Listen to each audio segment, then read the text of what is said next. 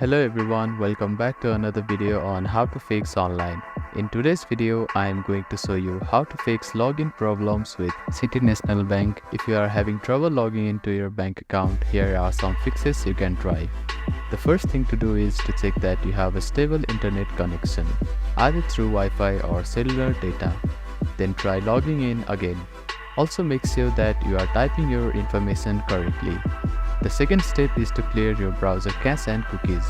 Sometimes stored data in your browser can cause login issues. To do this, open your browser and click on the three dots at the bottom right corner. Then find the History button. After clicking on the History button, you can find the Delete Browsing Data button. Click on it, then select the time range as all time. Now, click on Delete Browsing Data and confirm it once again. After that, your browser cache and cookies will be cleared. Then simply try logging in again. You can also try updating your browser. Open your App Store or Play Store and search for your browser. Check if there are any updates available for your application.